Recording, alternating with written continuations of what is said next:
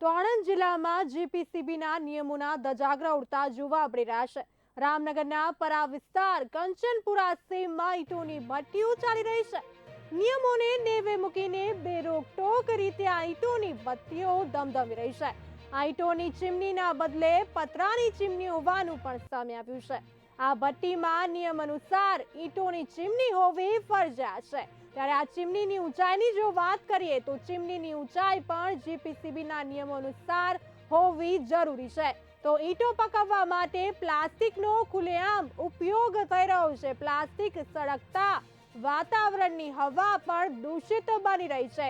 ત્યારે આસપાસના ગ્રામજનોને શ્વાસમાં ઝેરી હવા લઈ રહ્યા છે। ગ્રામજનો આણંદમાં આવેલી પતરાની ચીમનીઓ સામે તંત્રના કાળા કાન જોવા મળી રહ્યા છે। ઈંટોની ભઠ્ઠીની બાજુ જ પણ શાળા આવેલી છે, તો ચીમનીઓનો ધુમાડો બાળકોના સ્વાસ્થ્ય પર પણ અસર કરી શકે છે। ત્યારે શું તંત્રના અધિકારીઓને ભઠ્ઠીઓની જાણ નથી?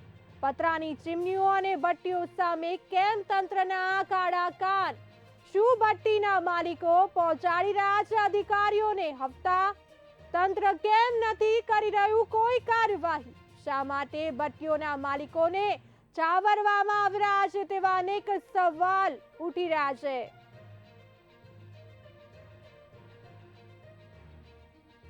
આણંદ જિલ્લામાં જીપીસીબીના નિયમોના ધજાગરા ઉડતા જોવા મળી રહ્યા છે। આ દ્રશ્યો છે રામનગરના પરા વિસ્તારના, જ્યાં કંચનપુરા સીમમાં ઈંટોની ભઠ્ઠીઓ નિયમોને નેવે મૂકીને બેરોકટોક બેફામ રીતે ચાલી રહી છે। ઈંટોની ભઠ્ઠીઓ ઈંટોની ચીમનીના બદલે પતરાની ચીમની હોવાનું પણ સામે આવ્યું છે, જેના આપ દ્રશ્યો જોઈ શકો છો। આ ભઠ્ઠીમાં નિયમ અનુસાર ઈંટોની ચીમની હોવી પણ ફરજિયાત છે, જ્યારે ચીમનીની ઊંચાઈ પણ જીપીસીબીના નિયમ અનુસાર હોવી જરૂરી છે। ઈંટો પકવવા માટે પ્લાસ્ટિકનો પણ ખુલ્લેઆમ ઉપયોગ જોવા મળી રહ્યો છે। ઉપયોગ થતો પ્લાસ્ટિકનો જોવા મળી રહ્યો છે।